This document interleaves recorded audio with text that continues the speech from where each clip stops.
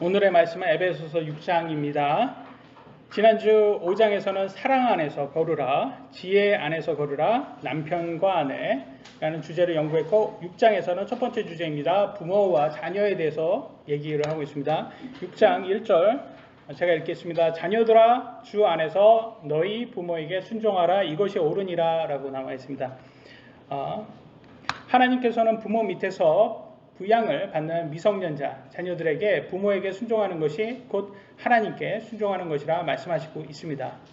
그저 우리 아이들은 아직 미성년자 아이들은 내가 무엇을 해야지 하나님께서 기뻐하실까라고 생각할 때 부모님께 순종하는 것이 하나님이 기뻐하시겠구나라고 생각하면 됩니다.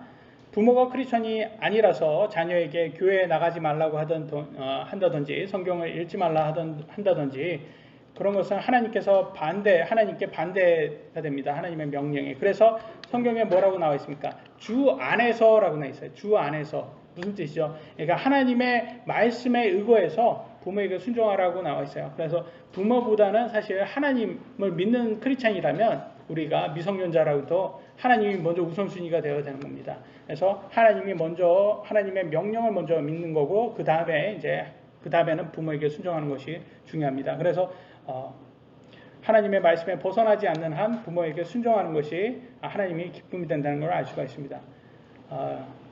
자녀들은 결혼을 하면 부모로부터 또 독립된다고 말합니다. 그러면 독립되기 전까지 미성년자들은 이 부모 밑에 있겠죠.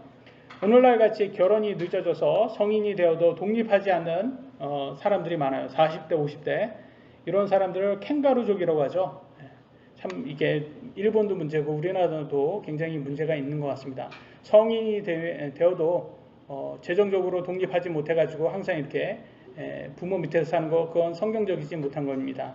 한국은 부모가 자녀들에게 너무 집착하고 또 반대로 자녀들은 부모에게 너무 재정적으로 우존하고 있어요. 20대가 되어도 20대가 지금 오늘날 특히 취업하기도 힘들고 취업해도 많이 돈을 못 벌기 때문에 부모에게 일부 지원받을 수가 있습니다. 그렇죠? 하지만 재정이 완전히 독립돼야 진짜 독립을 얘기하고 있습니다. 2절, 3절 계속 읽겠습니다. 내 아버지와 어머니를 공경하라. 그것은 약속 있는 첫째의 명령이니 이것은 내가 잘되고 땅에서 장수하게 하려 함이라. 여러분들도 잘되고 장수하기 위해서라면 여러분 미성년자 특히 하면 내가 이 땅에서 장수하고 잘되는 방법이 뭘까라고 생각할 때 하나님 말씀을 순종해서 여러분 부모님께 순종하고 공경하시기 바랍니다. 그것이 잘되는 방법이라고 말합니다. 옛날에도 효자 효녀들이 성공하고 잘 산다라는 말들을 어르신들이 많이 했어요. 그죠? 근데 그분들은 하나님을 몰랐던 사람들이란 말이에요. 모르는 사람들인데도 불구하고 효자 효녀들이 잘 되는 걸 봤단 말이에요. 경험이란 말이에요. 이거는. 그러니까 이거는 하나님 믿지 않아도 하나님 말씀대로 순종하니까 그렇게 되는구나 라는 걸 알 수가 있어요. 그래서 하나님의 명령은 믿는 사람이나 안 믿는 사람이나 실천을 하면 똑같은 결론을 얻는다는 것을 알 수가 있습니다. 그래서 여러분들 왜 그때 당시에는 하나님을 몰랐기 때문에 하나님 말씀 몰랐기 때문에 왜 효자 효녀가 잘 살고 잘 되는지 몰랐는데 여기 보니까 하나님 말씀에 이렇게 나와 있구나. 하나님 명령을 실천해서 그들이 잘 됐구나라는 걸 알 수가 있습니다. 그래서 하나님의 진리의 말씀은 변하지 않는 절대 변하지 않는 것을 알 수가 있습니다. 그래서 여러분 효자 효녀가 되셔야 합니다. 그래야지 건강하고 여러분이 잘 됩니다. 4절 보도록 하겠습니다. 또 너희 아버지들아 너희 자녀들을 노엽게 하지 말고 오직 주의 교육과 훈계로 양육하라. 노엽게 한다라는 거는 이거는 분노하게 만든다는 거예요. 왜 분노하게 만들까요? 아이들한테. 이유 없이 때리면 분노하죠. 아이들. 이유가 있게 혼나면 아이들도 이해합니다. 이유가 있으니까. 자기도 혼나도 내가 잘못했으니까 혼나는 거 이해한단 말이에요. 근데 만약에 아버지라는 인간이 술 먹고 집에 와서 아내도 때리고 아이들도 막 때린단 말이에요. 자기 화풀이로. 그런 사람들 있잖아요, 한국에. 그래가지고 항상 뭐라고 해요. 인간 말종이라고도 말하고 왼수라고도 말하고 그런 말들 많이 하잖아요. 근데 그런 가족들 봐서 보면 그게 바로 아동학대예요. 그게 아동학대.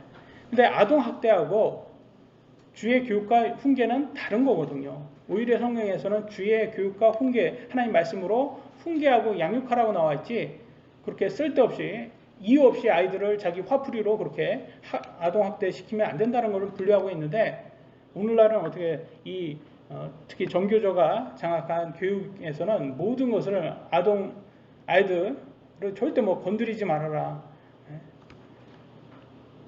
그래서 막 아이들을 막 그냥 절대 훈계를 하지 마라. 훈계 자체도 뭐 아동학대처럼 만들어가지고, 사탄의 교리죠. 만들어가지고 오히려 그들은 어떻게 만드느냐, 성교육으로 성을 자극해서 성적 쾌락에 중독돼서 오히려 아이 때부터 사망의 노예로 족쇄를 채우고 있습니다. 이것은 바로 적그리스도의 교육이라는 것을 여러분 아셔야 됩니다. 자녀가 독립한 후에 부모는 자녀가 자신의 소유물이 아니라는 자유의지라는 것을 우리는 알고 인격체로 인정해 주어야 됩니다. 존중해 줘야 되죠. 하지만 독립 전까지는 부모가 바른 믿음의 교리를 열심히 가르쳐서 우리 아이들이 성인이 된 후에 바른 믿음을 선택할 수 있도록 도와주어야 합니다. 성인이 된 이후에 하나님을 믿건 하나님의 말씀에 순종하건 안 하고는 그거는 그 아이의 선택에 달려 있는 거죠. 성인이 된 후에는. 그러나 성인이 되기 전까지는 우리 부모님이 우리가 잘 알려주어야 됩니다. 오늘날 세상은 학교 교육이나 드라마 같은 TV 매체를 통해서 우리 아이들에게 동성애를 강요하고 있어요. 동성애를 하는 것이 뭐 그게 사랑인 것처럼, 동성애가 무슨 아주 그들의 자유 의지를 지켜주는 것처럼, 존중하는 것처럼 그렇게 말을 해줍니다. 그러면서 웃긴 게, 부모한테는 나이가 20이 30이 넘었는데도 부모에게 받을 건 다 받아요. 그러면서 또 동성애 하는 것은 자기는 그거는 그건 내 자유야. 그러면서 나의 사랑을 지켜주고 그런 식으로 해요. 얼마나 위선이에요, 그렇게. 부모한테 받을 건 다 받으면서 그 밑에서 받을 건 다 받으면서 뭐 동성애니까, 아니 동성애를 하던 뭘 하던 그건 뭐 나가서 그냥 알아서 하는 거지. 자기가 그거에 대한 결과는 자기가 책임지는 건데, 근데 그 부모 밑에서 받을 건 다 받고 나서 그러면서 자기 동성애 하는 건 건들지 말래요. 다 이게 뭐 때문에 그렇게 됐겠습니까? 오늘날 세상의 교육 때문에 그렇게 됐죠. 사탄의 교리에 아이들이 빠져서 그렇습니다. 하나님께서는 부모들에게 자녀들을 잘 교육하라고 맡기셨습니다. 그래서 우리는 청지기예요, 청지기. 청지기는 주인의 그 재산을 잘 관리하는 사람이 청지기죠. 그래서 우리 아이들은 하나님께서 주신 하나님의 자산입니다. 그래서 우리가 잘 관리하고 하나님께 다시 드려야 됩니다. 두 번째는 주제는 주인과 종입니다. 주인과 종. 에베소서 6장 5절에 이렇게 나왔습니다. 종들아, 육체에 따라 너희의 주인 된 자들에게 두려워하고 떨며 단일한 마음으로 순종하기를 그리스도께 하듯 하라, 이렇게 나와 있어요.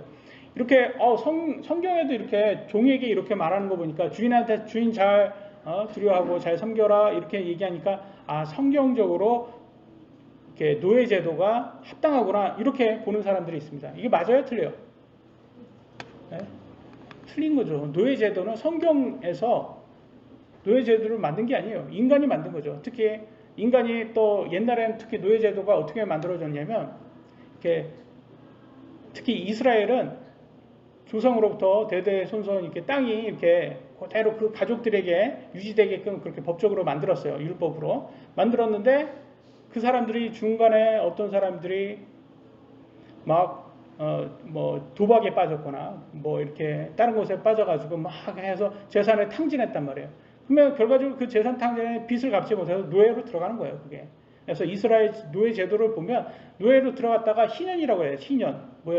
50년마다 다시 돌아오는 거예요. 거기서 복귀를 해요. 그래서 그 재산도 다시 원래 가족으로 다 돌아갑니다. 그래서 50년보다 리세팅 된다고 생각하시면 돼요. 그래서 이게 어떻게 보면 세상의 그 노예 제도하고 틀리다. 이스라엘의 하나님의 법은 오히려 각 세대별로 50년 아버지가 그 도박으로 빚을 지고 막 그래도 50년 뒤면 희년이 되면 자기 세대부터는 다시 세팅해가지고 처음부터 다시 시작할 수가 있어요. 재산도 다시 찾고. 이거 얼마나 좋은 법이에요. 근데 오늘날 그렇게 누가 그걸 지켜주겠어요? 희년이라고 다시 재산 다시 그 집안한테 돌려줘 그러면 돌려주겠어요? 아니죠. 그렇게 안 하죠. 그러니까 이게 오늘날 노예 제도는, 그러니까 옛날의 노예 제도는 현대화된 노예제도는 그거는 인간의 원죄로 의해서 만들어진 것을 알 수 있고 성경에서는 절대로 이렇게 뭐 노예라는 그 자체도 오히려 스스로 자기가 무슨 도박이라든지 그런 것에 빠져가지고 자기가 재산을 탕진해가지고 나온 결과라는 것을 알 수가 있습니다.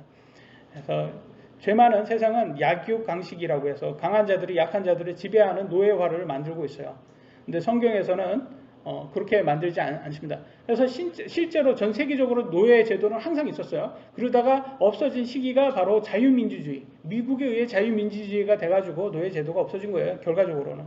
그래서 100년 전 조선시대만 해도 노예 제도는 너무나 당연했단 말이에요. 없어진 지 얼마 안 됐던 거를 알 수가 있는 거예요, 이게. 노예 제도가. 하물며 2000년 전 초대교회 시대에는 노예 제도는 너무나 당연했던 거죠. 그래서 하나님께서는 주인은 종에게 선하게 대하고 종은 주인을 잘 섬기라고 명령을 하셨어요. 그래서 오늘날은 이 노예제도가 없기 때문에 뭘로 이걸 받아들여야 되냐면 이거는 상급자와 하급자로 받아들이는 게 좋아요. 여러분 직장에서도 사실 상급자, 하급자가 있을 수밖에 없죠. 그래서 여러분이 시작할 때는 하급자로 시작하고 나중에 시간이 되면 상급자가 되겠죠. 그래서 이거는 어느 관계에서도 어느 직장에서도 없을 수가 없습니다. 그죠? 근데 만약에 직장에서 상급자가 하급자로 들어갔어요. 상급자한테 이렇게 하나님께 하듯이 잘한다면, 잘 이렇게 한다면 상급자한테 예쁨을 받을까요? 안 받을까요? 받을 수밖에 없어요. 이게 받을 수밖에 없게끔 되어 있습니다. 그러잖아요. 아니 자기한테 잘하는 사람한테 못하는 그런 상급자가 어디 있겠습니까? 근데 직장에서 제일 잘하는 방법이 뭐라고 그러냐면 사실 여러분 뭐라고 생각하세요? 직장에서 제일 잘하는 방법은 특히 상급자한테 잘 보이는 방법은 상급자한테 잘 보이는 것도 중요하지만 상급자한테 잘 보이는 방법이 그 상급자의 그 위에 상급자한테 자기 상급자를 잘 포장해 가지고 보여주는 게 그게 잘 보이는 방법이라고 하더라고요. 그래서 만약에 내가 대리라면 자기 상급자인 부장한테 우리 과장님은 정말 대단하신 분입니다. 이런 식으로 잘 과장님에 대해서 잘 이렇게 하면 과장님이 나중에 이제 부장한테 그 얘기를 들을 거 아니에요. 그래서 야, 뭐뭐 대리가 너를 그렇게 좋아하더라. 그러면 그 얘기 들으면 이게 우리 대리 그러면서 이게 계속 끌고 간다고 하더라고요. 그래가지고 이거는 누가 얘기를 해줬냐면 저기 여성 임원 아주 밑으로 시작해가지고 임원까지 되신 뭐 대기업의 여성 임원이 실제 이거 해준 조언이에요. 그래서 실제로 그렇게 자기 상급자의 더 위 상급자에게 자신의 상급자를 잘 빛내줘라. 그래야지 자기도 상급자와 함께 진급을 한다. 이렇게 얘기를 하더라고요. 이제. 근데 그게 참 좋은 아이디어잖아요. 근데 이것이 어떻게 보면 이 하나님의 말씀으로 여기에 달려있다라는 거예요. 여기에. 만약에 하나님께 하듯이 그렇게 해라라고 하는 것을 부모에게 해라 하듯이 이렇게 하면 잘 된단 말이에요. 그래서 성경에서는 계속 이어져서 나옵니다. 6장 6절로 7절에 여러분 한번 큰 소리로 한번 읽어볼까요? 시작.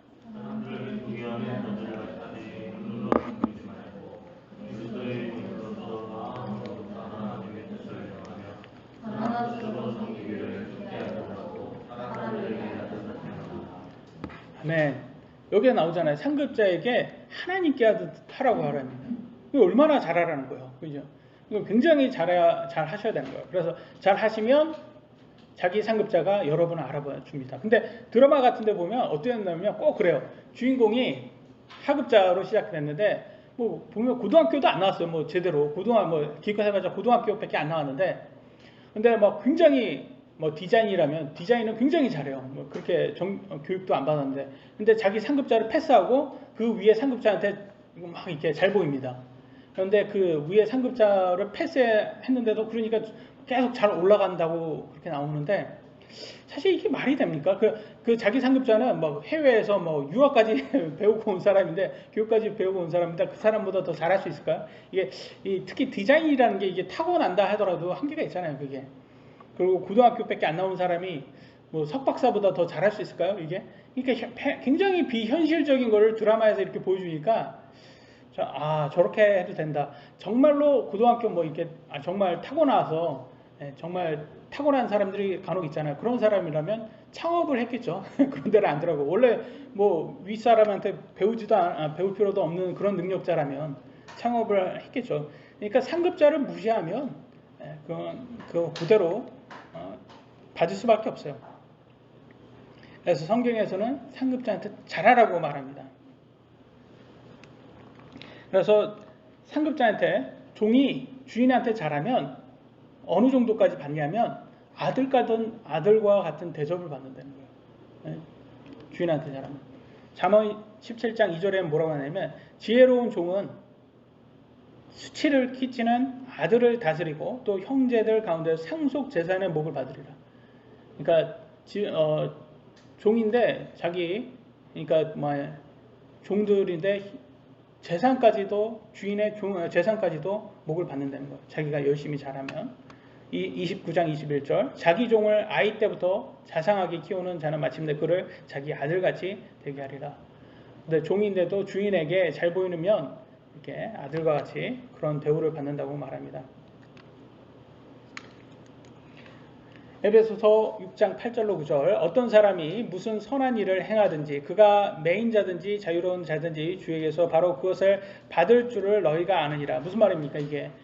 여러분이 주인이든지 종이든지 여러분이 상급자든지 하급자든지 여러분 뿌린 대로 거둔다고 말합니다. 뿌린 대로.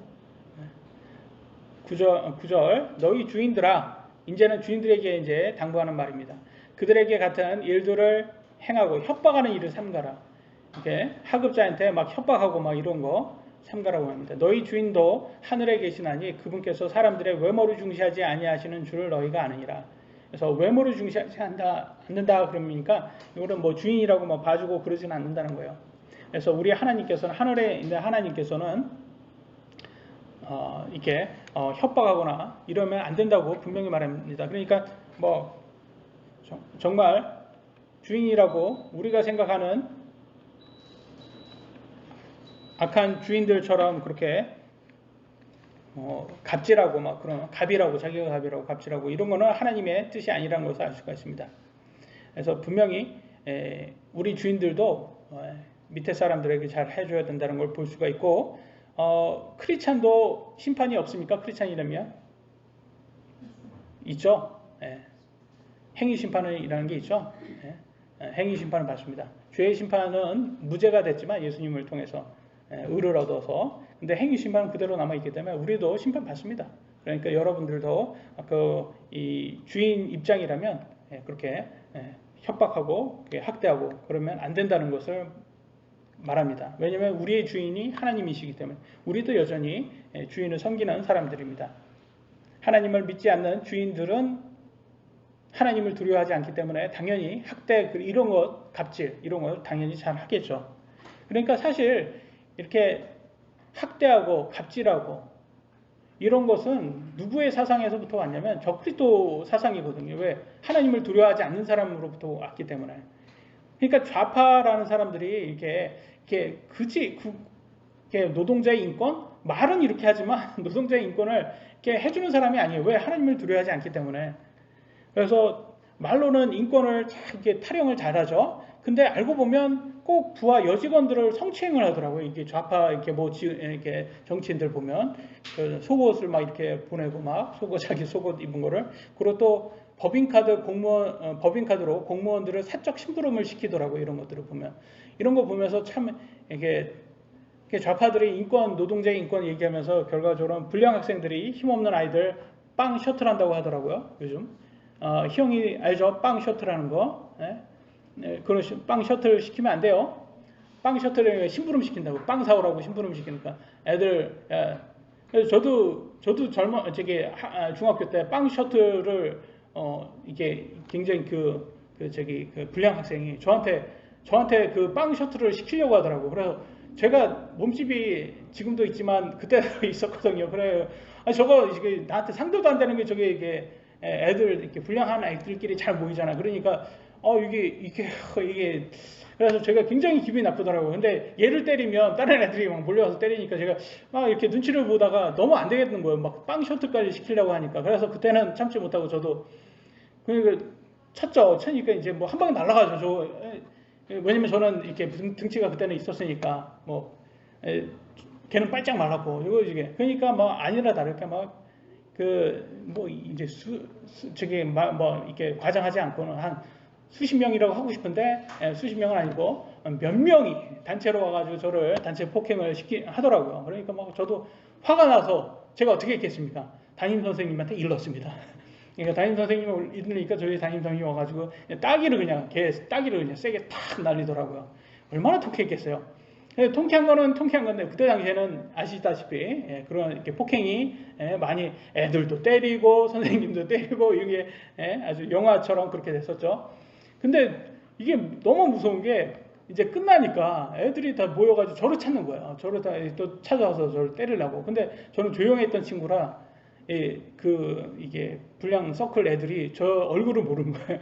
제가 그래서 저를 안 잡혔는데 나중에 시간이 지나니까 애들도 그냥 포기하더라고요. 그래서 저한테 이제 너 까불면 안 돼 이렇게 나중에 와가지고 뭐라고만 하지. 왜냐면 담임 선생님이 계속 보니까 괴롭히지 못하더라고요.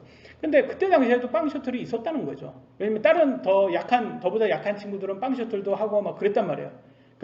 걔네들도 뭐 싸움도 잘 못하고 아니면 또 힘도 없는 애들 그리고 겁이 많은 애들은 그 빵 셔틀을 할 수밖에 없었죠.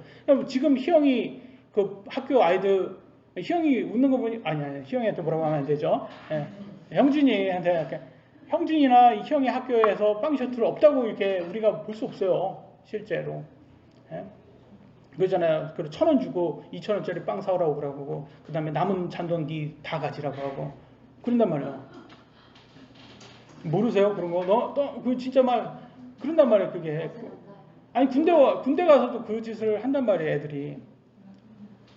그러니까 이렇게 불량배 같은 그런 것들을 근데 그거는 학생 때는 그래요. 학생 때는 모르니까 그렇게 했다고 해봐요. 근데 이제는 성인이 되고 이제 뭐 높은 자리까지 올라갔는데 법인카드라 공부한테 사적 심부름 뭐 약 사와라 뭐 음식 사와라 빵 셔틀 아닙니까 이게? 빵 셔틀하고 뭐가 달라요 이게?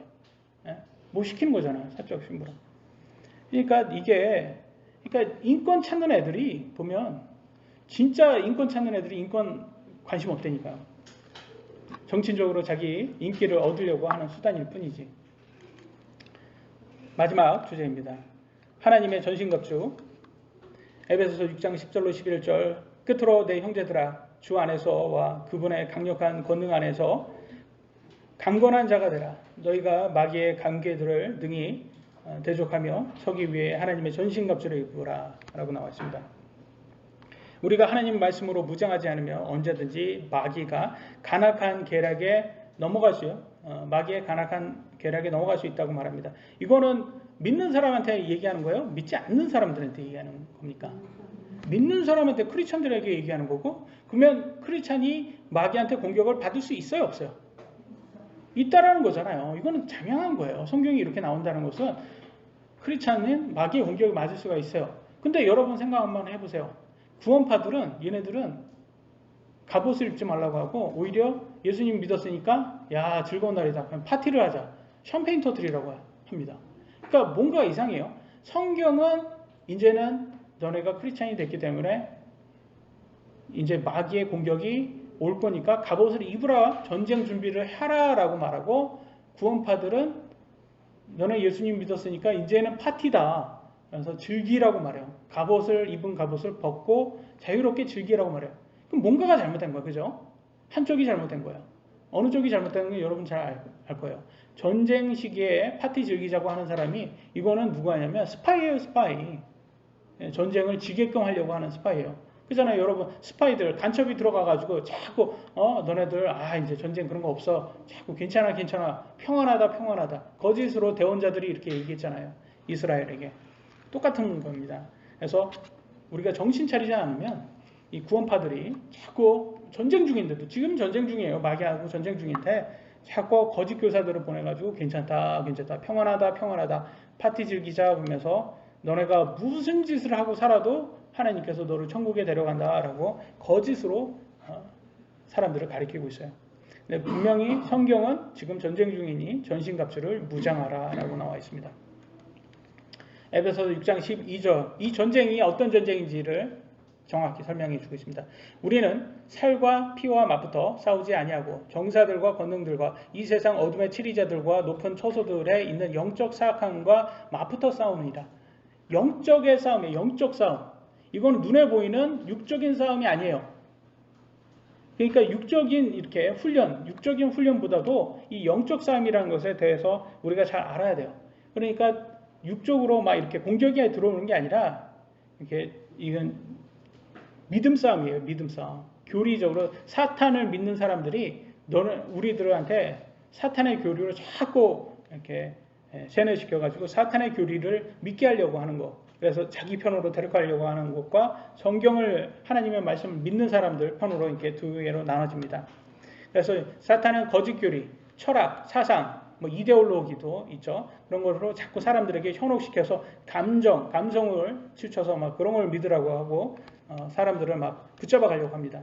근데 우리가 귀가 얇아서 이 사람이 말하면 이 사람 말이 맞는 것 같고 저 사람 말이 말하면 저 사람 맞는 것 같고 이리저리 흔들리면 안 돼요. 이거는 영적으로 어린아이와 같다고 성경은 말합니다. 그래서 단단하게 전신갑주를 입고 하나님 말씀을 붙잡고 우리가 지금 사탄이 언제든지 우리를 공격할 수 있다는 걸 알고 깨달아야 됩니다.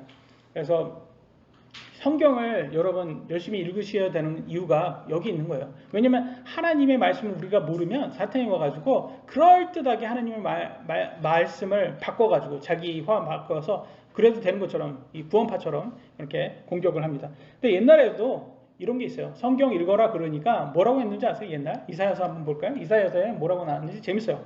29장 11절 13절 이렇게 나옵니다. 모든 자들의 환상계시가 너에게 봉인된 책의 말씀들 같이 되었나니 그래서 봉인된 책에서 이게 성경을 대언서를 읽으라고 말합니다. 사람들이 학식 있는 자에게 그것을 건네주며 이르기를 원하건대 이것을 읽으라 하면 그가 이르기를 그것이 봉인되었으므로 내가 읽을 수 없노라 할 것이요. 성경을 적어서 하나님 말씀을 대언서를 읽어라 그러니까 이건 봉인된 거니까 내가 읽으면 안 되는 거야. 그래서 읽으면 안 되는 것처럼 말합니다. 또 그 책을 학식 없는 자에게 건네주며 이르기를 원하건대 이것을 읽으라 하면 그가 이르기를 나는 학식이 없다 하리로다. 뭐라는 거예요? 그러니까 배우지 못한 사람한테 주니까 뭐래요? 나 이거 읽어도 이해가 안 돼. 읽어도 이해가 안 되는데 굳이 내가 읽어야 돼? 이럽니다. 그러면서 안 읽어요.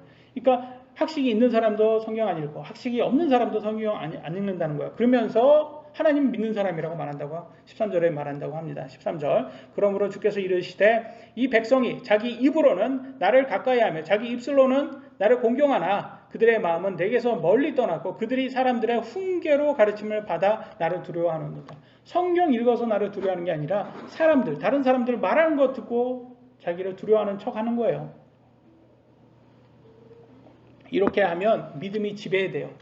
여러분이 성경을 읽고 믿으셔야지 다른 사람의 말에 좌우되면 흔들리면 그 사람들이 성경 이외의 것을 얘기할 때 믿음이 바뀌어버리게 됩니다. 그래서 성경을 읽는 것이 얼마나 중요한지 우리는 성경에서 말을 해줍니다. 자기 감정 위에 여러분 믿음을 두지 마시고 항상 여러분의 하나님 말씀 위에 믿음을 두셔야 됩니다. 이렇게 다른 사람의 훈계로 가르침 받는 사람들 이런 사람들이 꼭 하는 짓이 있어요. 뭐라고 해야 하냐. 자기 감정에 두고 자기가 듣고 싶은 말 해주는 목사한테 가가지고 우리 목사님 하면서 사람을 추종을 합니다. 사람 추종해요. 이런 사람들. 왜? 이런 사람은 성경은 안 읽어요. 성경을 읽고 싶지 않은 거예요. 성경을 읽고 싶지 않으니까 사람을 추종하는 것을 한다는 거예요. 그래서 사탄은 육신의 정욕, 안목의 정욕, 인생의 자랑으로 바로 감정을 이용해서 우리들을 막 흔들려고 합니다. 그러니까 사탄의 그 공격에 우리가 이렇게 막기 위해서는 성경을 잘 알아야 된다. 성경을 우리가 읽어야 된다라는 걸 알 수가 있습니다. 하나님의 말씀 전신갑주로 입지 않으면 이 영적 전쟁에서 버틸 수가 없다고 성경은 말합니다. 계속 읽겠습니다. 6장 13절 그러므로 너희가 악한 날에 등이 버티어내고 모든 일을 행한 뒤에 서기 위해 하나님의 전신갑주를 취하라. 악한 날이라고 말하고 있어요. 오늘날 악한 날이에요. 지금은. 이 세상은 현재 사탄이 지배하고 있는 매우 악한 날입니다. 하나님의 말씀을 믿는 사람들이 많나요? 아니면 사탄의 교리를 믿는 사람들이 많나요? 여러분 보시기 어때요? 그죠? 사탄의 교리를 믿는 사람들이 거의 대부분이에요. 비교도 되지 않을 만큼 대부분 세상 사람들은 사탄의 교리를 확고하게 믿고 있습니다. 노아가 한 약 120년 방주를 만들면서 몇 명 전도했습니까? 네? 몇 명이요? 그죠? 노아 빼고 7명인 거죠. 노아 부인과 자식과 며느리. 그래서 총 8명만 방주에 탔어요. 그러니까 사실 우리 교회보다 더 작은 교회예요. 그쪽 교회는. 그래서 왜 이렇게 식구들밖에 전하지 못했을까요? 노아가 시간이 없어서 120년 동안 있는데 시간이 없어서 그랬을까요? 악한 날이야. 사람들이 들으려고 하지 않기 때문에 그래요. 암만 얘기해도 들을 기가 없었던 거예요. 그 사람들이. 능력이 없어서 그러지 않았습니다. 오늘날처럼 대부분 사람들이 하나님 말씀을 우습게 여기고 매우 악한 날이었기 때문이라고 합니다. 오늘날 우리도 직계가족 외에는 전도하기 매우 어려운 시대에 살고 있어요. 적어도 우리 가족들은 사탄의 공격에 버틸 수 있도록 전신갑주를 입고 있어야 합니다. 6장 14절에 이렇게 나왔습니다. 그런즉 서서 진리로 너희 허리를 동여매고 의의 흉갑을 입으며. 그래서 진리는 하나님의 말씀이고 의는 예수님을 믿는 믿음입니다. 그래서 진리와 그리스도를 믿는 믿음이 우리의 믿음을 사탄의 공격에서 지켜준다고 합니다. 그래서 우리 가슴 공격할 때 이걸 딱 그래서 심장을 공격하는 걸 막아주는 게 우리의 믿음이에요. 의라는 거 말합니다. 에베소 6장 15절 화평의 복음을 예비한 것으로 너희 발을 신을 신고. 이 말은 뭐냐? 우리가 신을 신고 가는 모든 곳에 복음을 전해야 된다는 거예요. 이 복음이 화평을 준다는 거예요. 누구와의 화평이에요? 세상과의 화평이에요? 아니에요. 복음을 전하면 여러분 식구들끼리 믿는 사람과 안 믿는 식구들이 서로 싸웁니다. 이 화평은 하나님과의 화평이에요. 여러분이 복음을 전하잖아요. 그러면 그 사람이 복음을 믿잖아요. 그러면 예수님을 통해서 그들이 하나님과 화해를 하고 화평을 가질 수가 있습니다. 그래서 진짜 화평은 하나님과 화해해서 화평을 갖는 게 진짜 화평인 거죠. 사실 사람들하고 화평이라든지 사탄하고 화평은 이거는 잠깐이라는 말이죠. 사실 여러분들도 누구한테 제일 잘 보여야 돼요? 힘이 가장 강한 사람한테 아니면 강한 분한테 잘 보이는 게 좋은 거잖아요. 그 힘 누가 제일 강한 분이에요? 하나님이잖아요. 그러니까 하나님하고 화해하고 화평을 얻는 게 가장 좋은 거라는 거죠. 16절 모든 것 위에 믿음의 방패를 취하여 그것으로 너희가 능히 그 사악한 자의 모든 불화살을 끄며. 그래서 이 불화살이라고 표현을 합니다. 그래서 사탄의 악한 공격 이런 것을 불화살이라고 표현되고 있어요. 하나님의 말씀을 믿는 믿음은 또한 사탄의 공격을 막아주는 방패가 됩니다. 세상의 거짓 교리는 심지어 과학이나 인문학 같은 그럴듯한 학문으로 탈을 쓰고 올 때가 있습니다. 올 때가 많죠. 지금 대부분.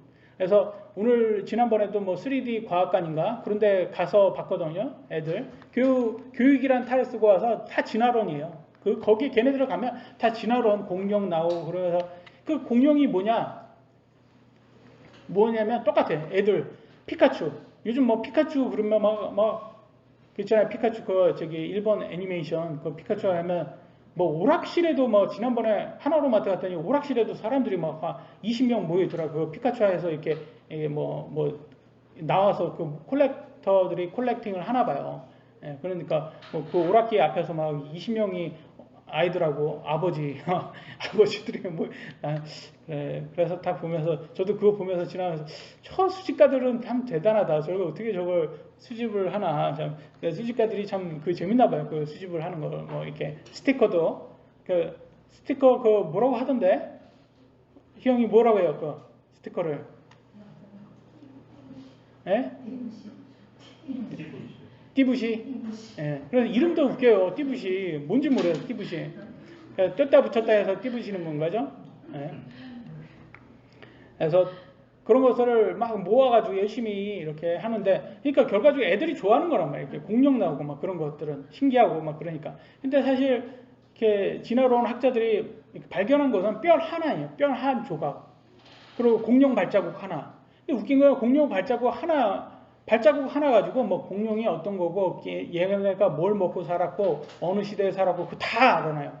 웃겨요. 근데 어저께 어느 집에 강도가 들어왔는데 강도가 누가 들어왔는지 그것도 못 찾아요. 그것도 그 증거가 많은데도 그것도 못 찾는 사람들이 수억 년, 수십억 년, 수백억 년 전 발자국 하나로는 다 찾는다는 아주 대단한 사람들인 거예요. 그러니까 그게 뭐예요? 그 결과적으로는 다 상상을 만든 거 아닙니까? 상상으로 발자국 하나 가지고 왜냐면 그건 누가 알 수 있겠어요. 그럼 발자국 하나로 그건 똑같은 거예요. 피카츄가 뭐 피카츄도 있고 피카츄 친구들도 있고 뭐 그래 피카츄가 몇 살이고 뭐 좋아하고 뭐 이런 거 다 만들잖아. 그거 누가 만든 거예요? 그 피카츄 만든 작가들이 만든 거잖아. 그거하고 똑같은 거예요. 공룡 그거 만드는 것도. 그래서 가서 보면 학문의 탈을 두고 진화론이 종교인데 그게 들어와 가지고 과학이라는 이름으로 인문학이라는 이름으로 들어와서 우리 아이들한테 다 그걸 엄청 좋아합니다. 그래서 참 그런 걸 볼 때마다 그래서 그걸 좀 재밌게라도 진짜 피카츄처럼 재밌게라도 예쁘게라도 만들면 얼마나 좋아요. 근데 가서 만들었는데 너무 엉성해가지고 저거 세금 도둑놈들이다. 그래서 저거 왜냐면 저 프로그램 하나 가지고 또 수억 주고 샀을 거 아니에요. 저거 프로그램 하나 가지고 그러는데 그 프로그램이 그 일반 그런 우리들이 쓰는 그런 프로그램이 아니고 그 교육용으로 만들어서 진짜 그거 뭐 그 일반 VR 그 게임 그런 용도에 비하면 그거는 그냥 데모로 줘야 되는 그런 용도인데 그걸 교육용으로 다 샀을 거예요. 정부는 또 다. 그래서 우리 애들 유진이는 유나 이거 뭐 이렇게 VR 쓰고 이렇게 하는 걸 해서 뭐 하는데 하고 와도 재미가 없으니까 애들이 한 10분인가 15분 체험 시켜주는데 하고 와도 장비도 그것도 엄청 비싼 거고 컴퓨터도 비싼 거고 근데 프로그램도 비싼 건데 차라리 그냥 그 데모 게임이라도 그냥 시켜줬으면 애들은 재밌기라도 하죠. 자, 그런 걸 볼 때마다 그냥 교육이란 이름으로 세금이나 그렇게 쓰는구나 라는 생각이 들더라고요. 에베소 6장 17절 구원의 투구와 성령의 검 곧 하나님의 말씀에 취하라 이렇게 나와 있습니다. 하나님의 구원의 확신은 우리의 투구와 같이 머리를 보호해 준다고 합니다. 구원을 확신하지 못하게 되면 지금까지 믿어왔던 것이 흔들리게 됩니다. 여러분 구원의 확신을 하셔야 돼요. 구원의 확신이 없으면 안 돼요. 그러면 항상 그래요. 구원에 여러분 확신이 없을 때는 왜 확신이 없냐면 사탄이 와서 여러분한테 뭐라고 말하냐면 네가 구원받을 자격이 있어? 이렇게 말합니다. 그럴 때 여러분 항상 말씀하셔야 됩니다. 사탄한테 뭐라고 말씀해야 됩니까? 내가 잘나서 구원받은 게 아니라 하나님의 은혜로 내가 선물로 받은 거야. 우리 예수님이 다 하셨어. 이걸 얘기하실 수 있어야 돼요. 사탄한테. 여러분 마음속에 사탄이 여러분 구원을 의심하게 만들 때마다 이걸 말해줄 수 있는 사람이 되셔야 돼요. 그래서 구원의 확신을 가지세요. 그건 여러분 잘나서 구원받은 게 아니라 하나님의 은혜로 받은 선물로 값없이 받은 게 구원입니다. 믿었기 때문에. 그리고 또 최고의 방어는 공격이라고 하듯이 검이라고 나왔어요. 검이 뭐예요? 성령의 검. 하나님 말씀이라고 말하잖아요. 그래서 여러분 뭘로 공격을 해야 되는 거예요? 말씀으로 하나님 말씀으로 사탄을 공격해야 돼요. 그러니까 하나님의 말씀을 제대로 말하면 사탄이 꼼짝 못해요. 여러분한테 막 이렇게 여러 생각으로 막 공격을 하다가도 하나님 말씀 앞에 딱 이렇게 얘기하죠. 꼼짝 못하면 도망갑니다. 예수님께서 40일 금식하시고 이제 사탄의 유혹을 받으실 때 사탄이 왔어요. 그래서 사탄이 와서 뭐라고 했어요? 예수님한테 내가 나한테 절을 하면 내가 이 세상에 왕국을 주고 너 배고프지 40일 굶었으니까 돌을 가지고 빵으로 만들어서 좀 먹어봐라. 아니면 저기 성전 위에서 올라서 떨어져봐라. 천사가 너를 받을 거야. 이런 식으로 막 자살하라고 하고 사탄 섬기라고 하고 그 다음에 돌을 이렇게 빵으로 만들어서 먹어서 그러니까 음식에 컨트롤 당하라고 합니다. 이런 것들을 다 말할 때 사탄이 말할 때 뭘 근거로 해서 말했을까요? 그냥 생뚱맞게 그냥 말했어요? 아니면 하나님 말씀 인용했습니까? 하나님 말씀을 인용한 거예요. 그 사탄이. 그러니까 트위스트 한 거죠. 이렇게 하나님 말씀을 꼬아가지고 자기화 만들어서 거짓을 이렇게 말한 거예요. 그러니까 사탄이 하나님 말씀 잘합니다. 사탄도 잘 알아요. 그러니까 이단들 보세요. 신천지 같은 이단들 보세요. 하나님 말씀 잘 알아요. 그들이. 그래서 90%는 진짜 같아요. 근데 10%가 아주 독이라 그렇지. 그래서 하나님 말씀을 이렇게 할 때 여러분이 제대로 하나님 말씀을 알고 딱 공격을 하면 예수님처럼 예수님이 하나님 말씀 제대로 딱 방어하니까 뭐래요? 꼼짝 못하게 도망가지 않습니까? 사탄이. 그러니까 여러분들 할 수 있는 게 하나님 말씀을 제대로 알고 맞공격할 수 있으셔야 됩니다. 18절 보겠습니다. 모든 기도와 간구로 성령 안에서 항상 기도하되 모든 성도를 위해 모두 모든 인내와 간구로 그 일에 깨어 있고 항상 기도하는 그리고 인내하시고 깨어 있으셔야 합니다. 그래서 여러분들도 항상 사랑으로 우리 하나님을 생각하는 걸 습관화하셔야 됩니다. 대화하는 것을 습관화하시고 우리가 사랑하는 사람들, 여러분 연애할 때 사랑하는 사람들 자주 생각하잖아요. 그와 같이 우리 하나님을 자주 생각하시고 자주 대화하시고 자주 기도하셔야 됩니다.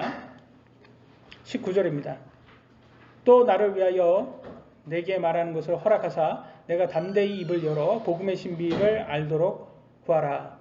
여기에서 신비는 복음의 신비는 뭘까요? 그죠? 이방인도 구원받아서 하나님의 자녀가 될 수 있다. 그게 바로 복음의 신비입니다. 그러니까 이 복음의 신비를 모든 사람들에게 알리라는 거예요. 이 복음의 신비를. 그래서 바로 선교를 얘기하는 겁니다.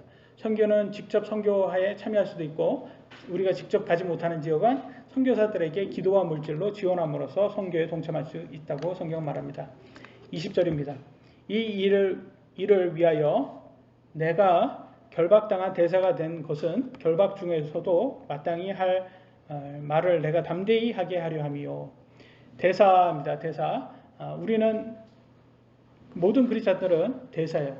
예수 그리스도의 대사라고 나와 있습니다. 그래서 바울도 이제 대사였는데 예수님의 대사로서 이제 하나님 말씀 전하다가 이제 결박까지 당했어요. 감옥까지 갔어요. 그 감옥에도 갔음에도 자기의 대사직을 책임감을 가지고 재판을 받을 때도 항상 자기를 변론하는 시간에 그리스도의 복음을 전하는데 최선을 다했습니다. 그래서 참 보면 크리스찬들은 모두 항상 우리가 향기로운 예수님의 복음을 전할 수 있는 그런 사람이 된다는 것을 바울을 통해서 우리도 배울 수가 있습니다. 오늘날 같이 복음을 전하기 어려운 시기가 없을 거예요. 옛날에 한 40년, 50년 전에는요, 목사님들이요, 교회에서 아이들에게 사탕 하나씩 나눠주면 막 40명씩 아이들이 모였다고 합니다. 그러니까 동네 아이들이 그냥 싹 왔대요. 그 사탕 먹으려고 교회에 와서 애들이 교회에서 막 놀고 막 재밌게 하면서 그러니까 은연중에 하나님 말씀을 이렇게 듣게 되는 거예요. 근데 오늘날 사탕 준다고 하잖아요. 교회에서. 그러면 우리 애들이 뭐라고 해요? 우리 집에 더 맛있는 거만 있는데 야 와서 우리 게임하자 그러면 우리 집에 게임기가 더 재밌는 거 더 많이 있는데 그래요 오늘날은. 그러니까 참 어떻게 보면 전도하기 가장 어려운 시기예요 오늘은. 그러니까 한 영혼이 굉장히 귀한 시기다. 그만큼 마지막 때가 가깝다는 것을 알 수가 있습니다. 21절 또 너희 역시 내 사정과 내가 어떻게 행하는지 알게 하려 함이니 사랑을 받는 형제여 주 안에서 신실한 사역자인 두기고가 모든 일을 너희에게 알리리라. 내가 그를 같은 목적으로 너희에게 보내었느니 이것은 곧 너희가 우리의 사정을 알게 하고 또 그가 너희 마음을 위로하게 하려 함이라. 두기고는 사도 바울의 동역자로 바울이 로마 감옥에 1차 투옥되었을 때 에베소와 골로새서 교회를 가서 그러니까 에베소와 골로새 교회에 가서 사도 바울의 서신을 전했던 사람입니다. 훗날에는 디도의 후임으로 크레테 교회의 사역을 맡았고 또 에베소 교회에서도 사역을 맡았다고 합니다. 많은 초대교회는 바울이 개척을 했고 또 바울 밑에서 성경을 배운 젊은 목사들이죠. 지금 이렇게 이런 젊은 목사들이 바울이 감옥에 투옥되어 있는 사이에 각 교회의 감독이 되어 사역을 했다는 것을 볼 수가 있습니다. 하나님께서 바울을 이렇게 크게 쓰신 이유가 뭘까요? 여러분 바울을 왜 크게 쓰셨을까요? 가장 하나님의 말씀을 제대로 전했기 때문이 아닐까요? 하나님의 뜻을 바르게 전했기 때문에 하나님께서 크게 쓰셨을 것입니다. 그러니까 오늘날 바울이 이 성경 기록을 한 27권, 신약 27권 중에 14권 정도를 바울이 썼거든요. 그래서 이거에 근거해 가지고 우리가 신약 교회를 이렇게 인도하는 그런 교회들이 있고 그 외적인 다른 것을 기초로 해 가지고 교회를 운영하는 사람들이 있어요. 그러니까 정말 우리가 바른 신약 교회가 되려면 이 신약 성경을 의거해 가지고 교회를 운영을 해야지 바른 교회라는 것을 하나님의 뜻을 가장 바르게 전할 수 있다는 것을 알 수가 있습니다. 23절입니다. 하나님 아버지와 주 예수 그리스도로부터 평강과 아울러 믿음을 겸한 사랑이 형제들에게 있기를 원하노라 라고 되어 있어요. 그래서 하나님과 예수님의 평강과 사랑이 에베소 교회에 있기를 바울이 기도한 것처럼 우리는 모두가 평강과 사랑이 항상 우리 교회에 있기를 기도해야 합니다. 우리는 연약한 육체를 가졌기 때문에 교회가 평화롭지 못하고 성도 간의 싸움과 분쟁이 많으면 교회 모임이 계속 지속될 수가 없습니다. 그래서 에베소 교회처럼 평화롭고 형제사랑을 실천하는 그런 교회가 되어야 합니다. 마지막 구절이네요. 우리 주 예수 그리스도를 성실하게 사랑하는 모든 자들에게 은혜가 있기를 원하노라. 아멘. 에베소 사람들에게 로마에서 써서 두기고편에 보내다. 그래서 성실하게 사랑하는 모든 자가 되셔야 합니다. 우리가. 그러기 위해서는 우리는 겸손하게 우리 자신을 낮추고 하나님 말씀을 열심히 전하는 사람들이 되어야 합니다. 그래서 저는 이렇게 규모가 중요한 게 아닌 것 같아요. 교회가. 우리 인간적으로 볼 때는 규모가 중요한 거죠. 우리 눈에 보이니까. 근데 고린도 교회는 규모가 아주 컸어요. 아주 대형 교회였어요. 근데 오히려 바울 서신을 보면 고린도 교회는 맨날 문제가 많고 막 계속 하여튼 책망하는 것 뿐이었어요. 근데 에베소 교회는 뭐 이렇게 빌립보 교회도 그렇고 계속 이제 좀 어떻게 보면 굳이 그렇게 문제가 아주 많지는 않은 것 같아요. 그런 교회보다. 그래서 규모가 모든 걸 말해주는 것 같지는 않습니다. 그래서 규모가 중요한 게 아니라 하나님 말씀을 잘 순종하는 교회가 더 하나님께 더 많은 보상을 받을 거라고 우리가 믿습니다. 그래서 항상 하나님을 성실하게 사랑하는 그런 형제들 되시길 예수님의 이름으로 기도합니다. 마치도록 하겠습니다.